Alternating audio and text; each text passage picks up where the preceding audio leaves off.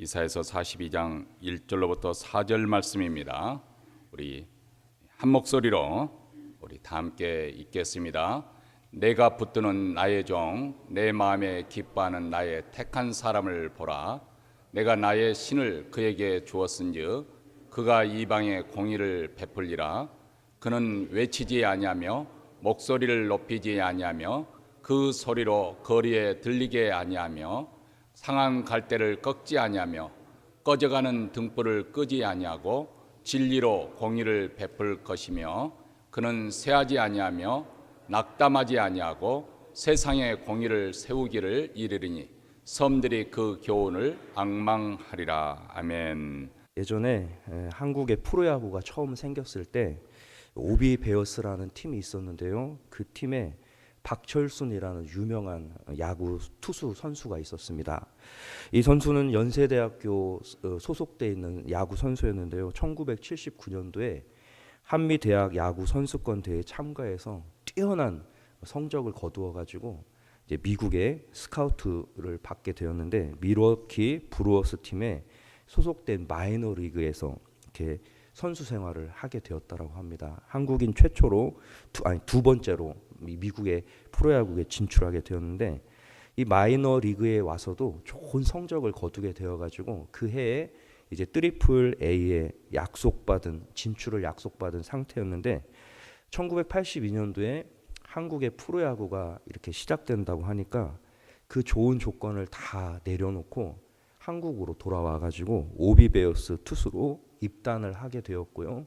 그 해에 22연승, 그러니까 22번 동안 한 번도 지지 않고 승리를 하게 되었고요. 최종 그 성적은 어땠냐면 24승이라는 성적을 올리면서 프로야구 첫 해에 오비베어스가 우승하는 그런 최고의 활약을 하게 되었고 또 그의 MVP가 되었다라고 합니다. 그런데 이분이 팀이 어려울 때마다 막 팔을 아픔에도 불구하고 계속 던졌더니 이제 팔이 고장이 나가지고 그 다음 해부터는 좋은 성적을 거두지 못하게 되었는데요. 이분이 그럼에도 불구하고 자기가 슬럼프를 겪을 때마다 그것을 다 이겨내고 계속해서 이렇게 투수로서 활동을 했기 때문에 불사조라는 그런 멋진 별명을 얻게 되었고 이제 마지막에 은퇴를 하게 되었는데요. 제가 중학생 아이들을 담당하는 교육 전도사로 간 교회에 누가 있었는 줄 아십니까? 이름이 박철순이라는 아이가 있었습니다. 그래가지고 제가 그 아이한테 가가지고 너 박철순이라는 투수 아냐? 그랬더니 얘가 뭐라고 말하냐면 예, 잘 압니다 이러는 거예요. 그래서 제가 이 애한테 뭐라고 말했냐면 그분이 우리나라 프로야구 첫 해에 MVP가 되었는데 너는 우리 중등부의 MVP가 되고 신앙의 MVP가 되거라 그랬더니 대답을 어떻게 하냐면 예 알겠습니다 하는데 이름이 박철순이라서 제가 유심히 관심을 갖고 쳐다봤는데요. 설교가 거의 끝날 때 얘가 오는 거예요. 그리고 어느 때는 설교가 완전히 다 끝나고 분방 공부가 시작될 때 이 아이가 오는 거예요. 그래서 제가 가가지고 철순아 그렇게 해서는 MVP가 되지 못한다. 그렇게 하면 MVP 못 받아 이러고 매일같이 일찍 오라고 했는데요. 안 되는 거예요. 그 집에 신방을 갔는데 이 아이의 집이 교회 바로 앞에 있습니다. 어머니가 교회 앞에서 분식점을 했고 떡볶이도 팔고 라면도 팔고 밥도 하시는데 갈 때마다 어머니가 뭐라고 말하냐면 전도사님 우리 철순이 지각 좀 않게 해주세요. 제가 부탁하고 싶은 말을 어머니가 저한테 부탁을 하는 거예요. 그래서 예 집사님 제가 맨날 부탁하는데 집사님도 철순이 일찍 좀 깨워서 보내주세요 했는데 얘가 중학교 3학년을 졸업할 때까지 절대로 일찍 오는 법이 없는 거예요. 그러다가 제가 이제 결혼을 하게 되고 교회를 사임하게 되고 우리 후배가 그 교회에 가서 이 철순이 고등부에 올라갔을 때 이렇게 지도를 하게 되었는데요. 어느 날 학교 도서관에서 후배 전도사를 만나가지고 제가 물어봤습니다. 야, 요즘 철순이 잘 교회 오냐? 그랬더니 이 후배가 뭐라고 말하냐면 형, 철순이 죽었어요. 이러는 거예요. 제가 깜짝 놀래가지고 왜 그랬더니 머리가 자꾸 아프다고 해가지고 약만 먹다가 어느 날 병원에 갔는데 뇌종양이 생겨가지고 갑자기 뇌종양으로 죽은 거예요. 제가 그 말을 듣고 되게 많이 울었거든요. 왜 울었냐면, 야, 걔 맨날 늦게 오고 설교 다 끝날 때 오고 분방 공부할 때 오고 그랬는데 그렇게 죽으면 어떻게 하고 막 울었더니 후배가 뭐라고 말하냐면, 형 울지 마. 왜? 그랬더니 철순이 죽기 전에 예수님 영접하고 설교도 늦게 안 오고 예배 시간에 일찍 오고 진짜 믿음 생활 잘하다가 죽었으니까 형 걱정하지 마. 다 이러는 거예요. 제가 그 말을 듣고 많이 울었는데요. 그 뒤로부터 설교 준비할 때 어떻게 하냐면 오늘이 마지막인 것처럼, 오늘 철순이한테 설교하는 것처럼 제가 그 후로 20년 동안, 27년 동안 그런 마음을 가지고 설교를 해왔습니다. 여러분, 오늘 말씀 들을 때 내일 들으면 되지, 다음에 은혜 받으면 되지, 이런 말씀 갖지 마시고요. 우리는 하루도 내일 일을 알 수 없는 사람들입니다. 여러분, 오늘 하나님께서 주실 은혜가 있기 때문에 저를 이 자리에 보내주신 줄 믿으시길 바라고, 말씀 들을 때 하나님 말씀 오늘 마지막이라는 마음으로 듣고 은혜 받고 돌아갈 수 있기를 주님의 이름으로 축원드립니다. 제가 기도 한번 드리고 하나님 말씀 나누겠습니다. 살아계신 하나님 아버지, 주님의 은혜와 사랑에 진심으로 감사를 드립니다. 우리를 너무너무 사랑해 주셔서 새해 첫 시간부터 특별 새벽 기도회로, 영적 대각성 집회로 하나님께 믿음을 결단하며 나아가게 하시니 참으로 감사를 드립니다. 하나님의 종들 보내주셔서 시간마다 말씀 듣게 하셨는데 하나님, 흘러가는 말씀 되지 않게 하여 주시옵시고 생명의 말씀 되게 역사하여 주시옵소서. 은혜의 시간들 되게 하여 주시옵시고 메마르고 지친 상한 영혼들이 있다면 다시 한번 회복되는 역사가 있게 하여 주시옵소서. 오늘도 주님을 사랑하는 마음으로 하나님 말씀 전하기를 원합니다. 사랑하는 성도들, 하나님을 사랑하는 마음으로 말씀 듣게 하시고 옥토와 같은 마음 허락하여 주셔서 하나님 말씀 들을 때 100배, 60배, 30배의 놀라운 결실을 맺을 수 있는 그런 은혜의 시간 되도록 역사하여 주시옵소서. 우리 하나님의 성령님께서 이미 이 자리에 임재하신 것을 믿습니다. 아버지, 함께하여 주시옵시고 우리 주님이 허락하신 말씀들이 온전히 선포될 수 있도록 은혜 베풀어 주시옵소서. 예수님의 이름으로 기도 올리옵나이다. 아멘. 제가 이제 그 교회에서 중학생들을 가르치면서 유치부도 가르치게 되었는데요. 유치부를 어떻게 가르쳤냐면 이 고등부 전도사님과 중등부 전도사님이, 그러니까 하이스쿨, 미들스쿨 전도사님들이 교대로 한 달에 한 번씩 유치부에 들어가는 거였어요. 왜 그런가 봤더니 교회에서는 이렇게 생각을 하고 있는 거예요. 유치부 아이들이 말씀을 듣고 은혜를 받을까, 이런 생각을 하게 되니까 유치부 전담 사역자를 세우지를 않는 거예요.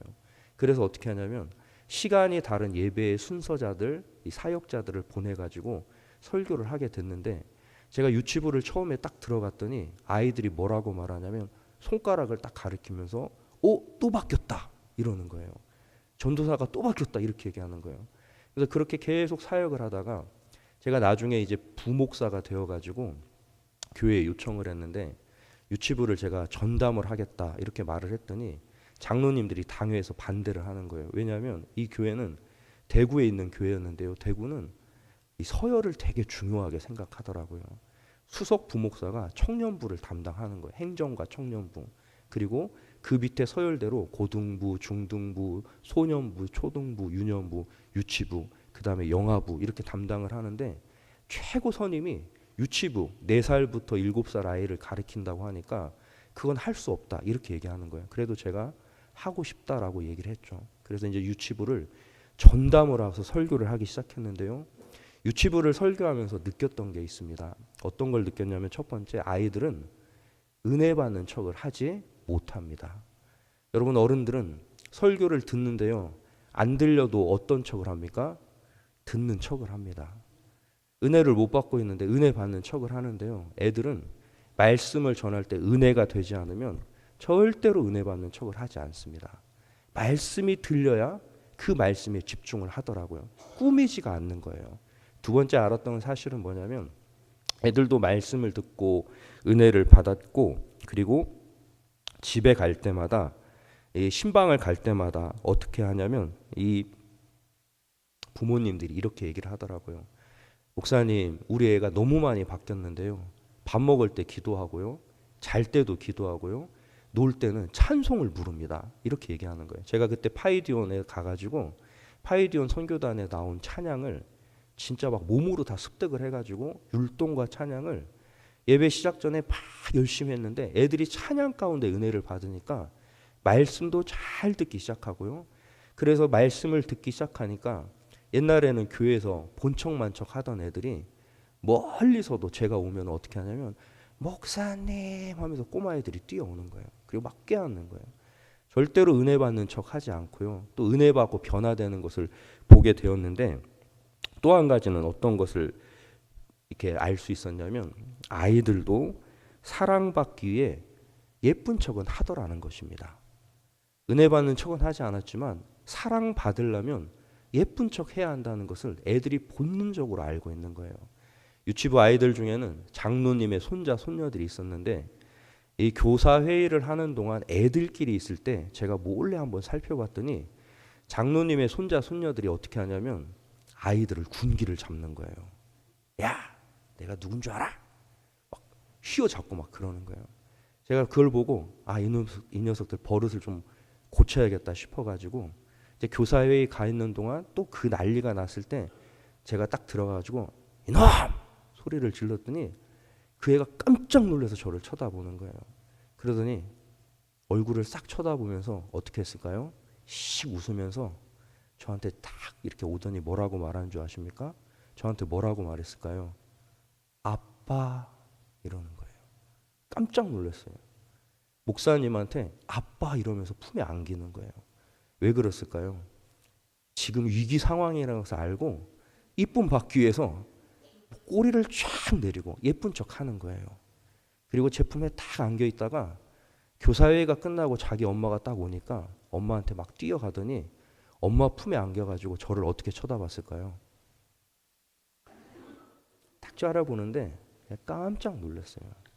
그리고 또 제가 이게 나중에 살펴봤더니 그런 모습이 보이려고 하면 혼나려고 할 때마다 어떻게 하냐면 꼬리를 싹 내리고요. 예쁜 척하고 그리고 제 엄마가 딱 오면 또 이렇게 하는데 몇 번의 신경정을 하다가 이제 교회에서 그렇게 하지 못하게 못된 짓을 하지 못하게 했는데요. 여러분 애들이 그렇게 예쁜 척 하는 것을 보면서 어른들은 어떨까 한번 생각해 봤습니다. 어른들은 더 많은 가면을 쓰고 자기를 절대로 드러내 보이지 않고요. 남들에게 예쁨 받고 인정받기 위해 살아가는 사람들이 정말 많죠. 그리고 이런 모습들이 신앙 생활에도 영향을 주게 되는데 하나님께 예쁨 받기 위해서 어떻게 합니까? 가면을 쓰고 나아가고 하나님 앞에 예쁜 척 하는 분들이 너무나 많다라는 것입니다. 그런데 여러분 우리가 진짜 하나님께 예쁜 척 해야 그리고 하나님께 그리고 착한 모습 보여야 주님이 우리를 사랑할까요? 여러분 오늘 말씀을 한번 보십시오. 오늘 말씀은 예수님이 오시기 전에 700년 전에 이사야가 예수님의 사역에 대해서 메시아가 어떤 사역을 할 것인가에 대해서 예언해 준 말씀인데요. 3절을 보면 이렇게 말하고 있습니다. 상한 갈대를 꺾지 아니하며 같이 한번 읽어볼까요? 시작. 꺼져가는 등불을 끄지 아니하고 진리로 공의를 베풀 것이며 여러분 여기서 말하면 갈대하면 여러분은 무엇을 생각하십니까? 저는 갈대하면 이 경상남도 창녕에 가면은요 화왕산이라는 데가 있는데 가을에 화왕산 꼭대기에 올라가면 갈대밭이 진짜 멋집니다. 이 갈대는 정말 돈 주고 가가지고 구경할 만한 가치가 있을 만큼 너무너무 아름답습니다. 또 우리나라에서 유명한 갈대밭이 있는데요. 부산의 을숙도에 가면 이 멋진 갈대가 있는데요. 철새들이 와가지고 그 갈대 사이를 날아다니면서 막 이 먹이를 찾는 모습을 보면서 그 울숙도 앞에 있는 카페에서 이렇게 차를 마시면서 데이트를 하면서 청혼을 하면 100% 청혼에 실패한 일이 없을 정도로 부산의 갈대, 울숙도 갈대는 너무나 유명하고요. 이 갈대는 일본에도 수출이 된다라고 합니다. 그런데 여러분 유대인들이 말하는 갈대, 유대인들, 이스라엘 사람들한테 갈대라는 것을 딱 말하면 이 사람들은 무엇을 생각하냐면요. 일단 갈대가 있는 땅은 척박해가지고 농사를 지을 수 없다라고 합니다. 그리고 이 갈대는 아무 쓸모없는 것을 상징하는 그런 표시, 그런 말이라고 합니다. 고유 명사로서 이 이스라엘 사람들한테는 그러니까 우리가 이 사람들을 말할 때 뭐라고 말하는 여자는 뭐와 같다라고 얘기하죠? 흔들리는 갈대와 같다 이렇게 하죠. 근데 그게 틀린 말이더라고요. 제가 살아보니까 여자는 흔들리는 갈대가 아니더라고요. 정말 강한 장군과 같은 분들이 여자들이 있더라고요. 예.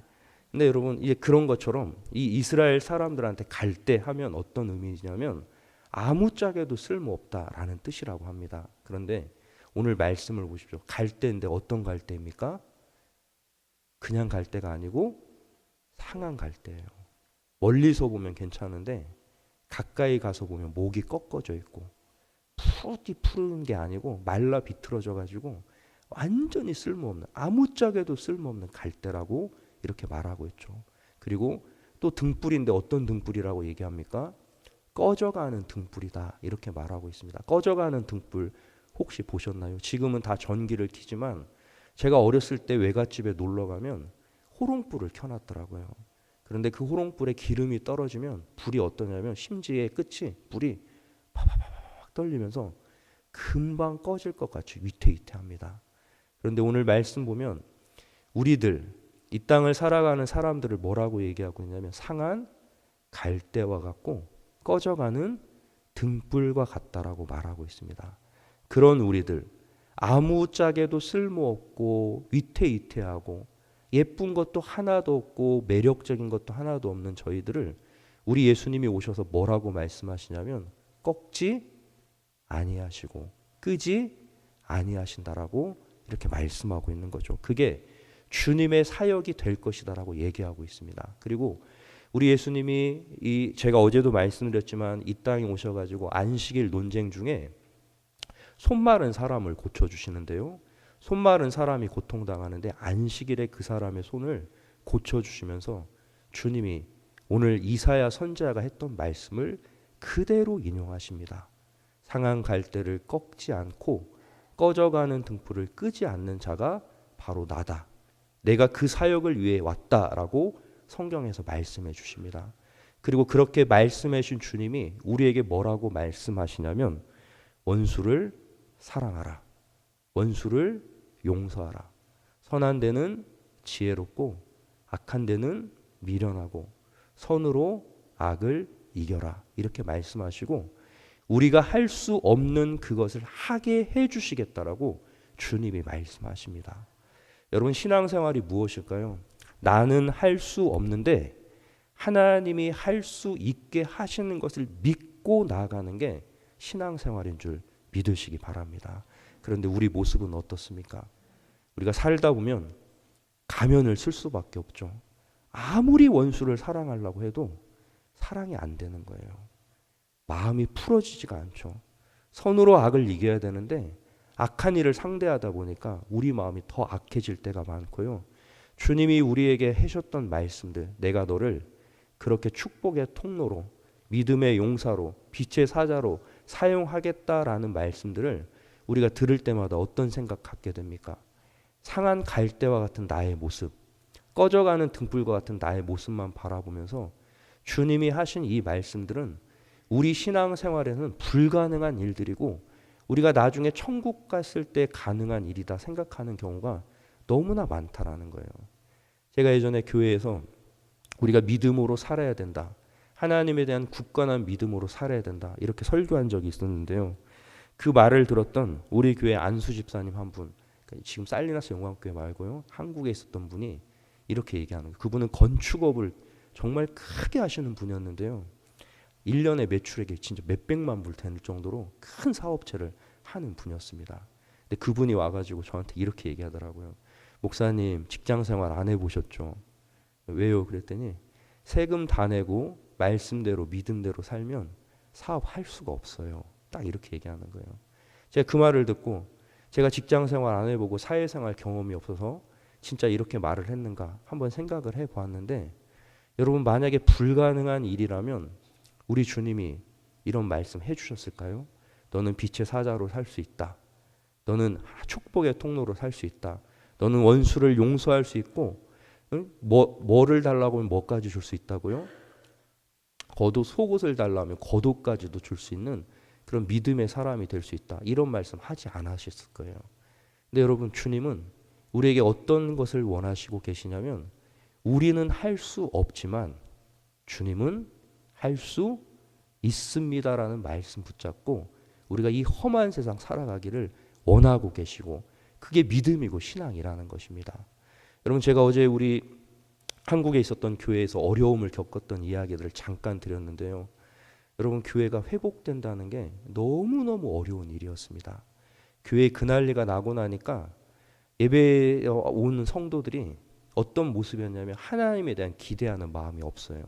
근데 제가 청년부를 맡고 있었을 때였는데, 청년부 아이들한테 어떤 얘기를 했냐면, 우리 주님은 상한 갈대를 꺾지 않으시고 꺼져가는 심지를 끄지 않고, 우리는 할 수 없는데 주님은 하실 수 있으니까 우리가 믿음으로 나아가면 교회가 회복될 것을 믿어라 이랬더니 청년들은 그 말을 믿더라고요. 찬양팀 리더를 세웠는데 지금 이 아이가 어디에서 근무하냐면 경주 박물관에 있다가 진주 박물관 갔다가 안동에 있는 박물관에서 학예사로 근무하고 있는데요.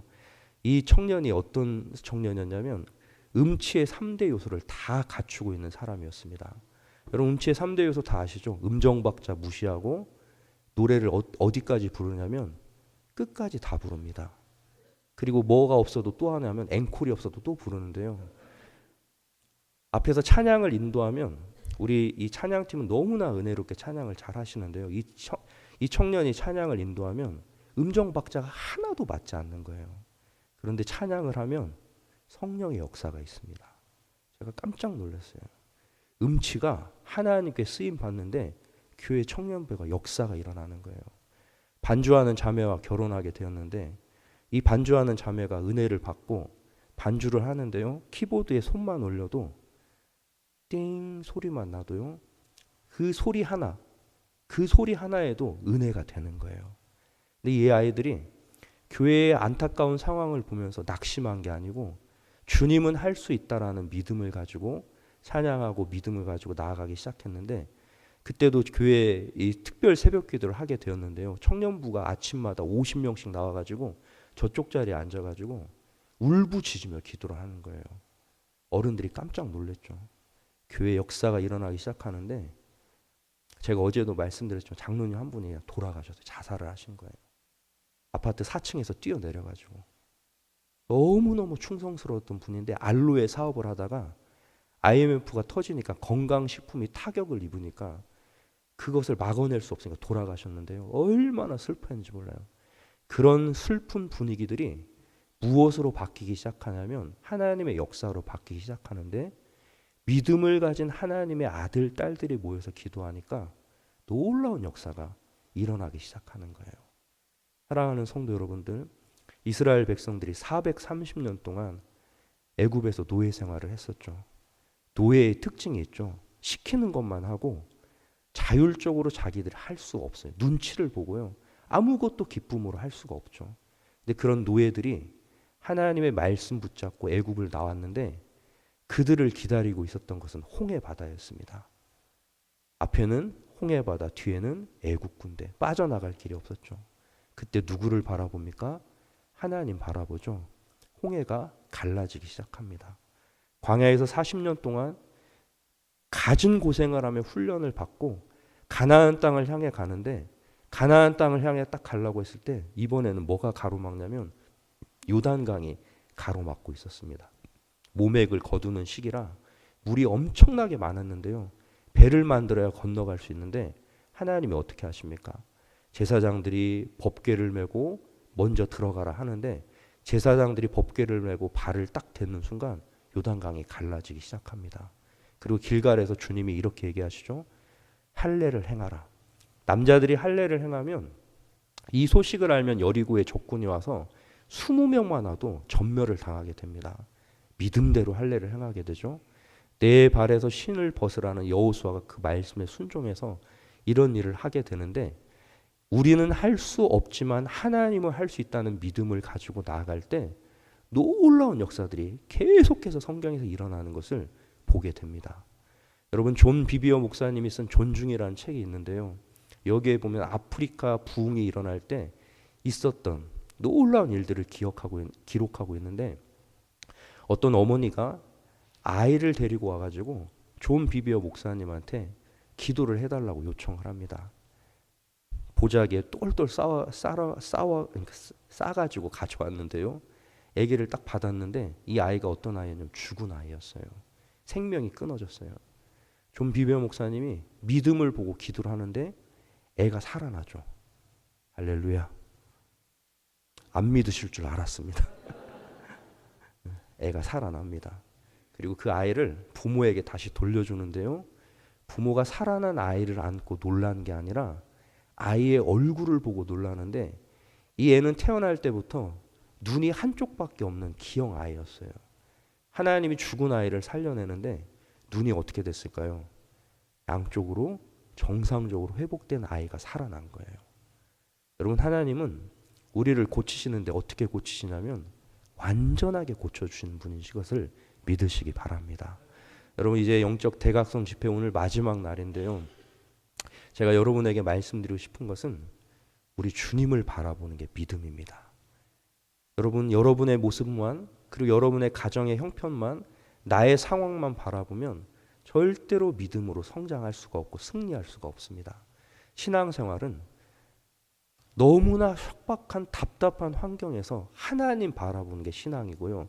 주님을 바라보고 믿기 시작하면 주님이 믿음대로 역사하는 게 바로 신앙생활입니다. 제가 이 강사로 초청을 받고 기도를 하고 있었는데, 지난 주일날부터 목이 아프기 시작하는데요. 수요일날 예배 때까지 목이 소리가 안 나오는 거예요. 하나님, 큰일 났습니다. 작년에도 거절하고 올해는 거절할 수가 없어가지고, 제가 왜 거절을 할 수밖에 없었냐면 집사람이 한국에 1년 동안 지금 나가 있는 거예요. 그래서 제가 이 아이들을 학교에 태워다주고 해야 되니까 올 수가 없어서 목사님한테 죄송하다고 거절했는데, 올해는 진짜 거절을 할 수가 없더라고요. 근데 딱 오겠다라고 얘기하고 설교를 준비했더니 이제는 뭐가 안 나오냐면 목소리가 안 나오는 거예요. 수요일까지 목이 안 풀렸는데 하나님께서 목요일날 새벽에 기도를 했어요. 하나님, 제일교회 성도님들 연초에 영적 대각성 준비하면서 하나님 바라보고 있는데 목소리 이래가지고 어떻게 하겠습니까? 주님 도와주십시오. 이렇게 기도했더니 주님이 뭐라고 얘기하시냐면 설교는 하게 해줄게. 이렇게 말씀하시는 거예요. 근데 그 다음부터 목소리가 풀리기 시작하는데요. 진짜 이렇게 감기 심하게 제가 감기를 걸리면 작년에 한 달 동안 아픈 적이 있었거든요. 아무리 기도하고 약을 먹어도 회복이 안 되는 거예요. 근데 진짜 3일 만에 4일째 되는 동안 회복이 되는데, 주님이 이 믿음에 대한 말씀 전하기 위해서 저를 어떻게 하시냐면 믿음 갖게 먼저 만드시고 설교할 수 있게 해줄게 라는 믿음 가지고 썼더니 설교는 하고 있는 줄 믿으시기 바랍니다. 사랑하는 우리 제일교회 성도 여러분들, 여러분 주님을 바라볼 때 어떠한 모습으로 주님을 바라보고 계십니까? 하나님이 여러분에게는 어떤 분이라고 생각하십니까? 하나님은 우리가 생각하는 것 이상의 분이십니다. 그런데 그 생각의 이상이 뭐냐면 상한 갈대와 같은 우리들 절대로 꺾지 않으십니다. 꺼져가는 등불 같은 우리들 끄지 않으십니다. 예쁜 척 하실 필요도 없고요. 주님께 착한 척 할 필요도 없고요. 깨진 모습, 있는 모습 그대로 나아가기만 하면 주님이 그때부터 역사하십니다. 그리고 그 주님을 신뢰하며 나가는 게 믿음이고 신앙이라는 것을 여러분 꼭 기억하시기 바랍니다. 자녀들, 남편, 아내, 그 경제적인 환경 여러 가지 모습 보면서 낙심될 때가 얼마나 많습니까? 아무리 기도해도 하나님이 안 계신 것처럼 답답할 때가 얼마나 많습니까? 근데 그때 이 말씀을 붙잡아야 할 때예요. 조금만 기다리고 이 말씀 믿으면 하나님이 거기서부터 역사하시더라고요. 여러분, 저는 한국에서 사역을 하는 동안 한 5군데의 교회를 경험해 봤던 적이 있는데, 제가 어제 말씀드렸던 교회보다도 더 어려운 교회들 가본 적이 있습니다. 교회 안에 CCTV가 다 설치되어 있는데 왜 설치해놨냐고 물어봤더니 깡패들이 와가지고 목사님 두드러 팬 거예요. 맞지 말라고 설치해놨대. 제가 그런 말 듣고 깜짝 놀랐죠. 그리고 가기 전에 그런 얘기 안 해주고 가고 난 다음에 그런 얘기 해주니까 나오지도 못하겠는 거예요. 그런 일들이 너무나 많았죠. 근데 그때마다 제가 붙잡았던 말씀이 뭐였냐면 상한 갈대를 꺾지 않으시고 꺼져가는 심지를 끄지 않으시는 우리 주님. 할렐루야. 그 주님이 우리와 함께 하십니다. 절대로 낙심하지 마시고 여러분 이 일주일 동안 특별 새벽 기도를 통해서 하나님이 주신 말씀들이 있을 거예요. 그것을 절대로 붙잡고 여러분 우리가 믿음 가지고 나아가면 우리 앞에 있는 홍해 바다, 요단강, 여리고성 갈라지고 무너지고 역사가 일어날 것이고 그렇게 되지 않을지라도 절대 하나님 때문에 낙심하지는 않게 될 것이고 믿음으로 살면 주님이 우리의 날개를 달아주셔서 죽음의 환경 속에서도 죽지 않게 하시는 우리 하나님 여러분 경험하게 될 것입니다. 여러분 이 이민 생활하시면서 너무나 힘든 일 많으실 텐데요. 그때마다 주님 바라보시고 말씀 붙잡고 있는 모습 그대로 나가는 게 믿음이라는 거 꼭 기억하시고 이 말씀대로 여러분 하나님 안에서 승리하는 복된 이 2019년 될 수 있기를 주님의 이름으로 축원드립니다.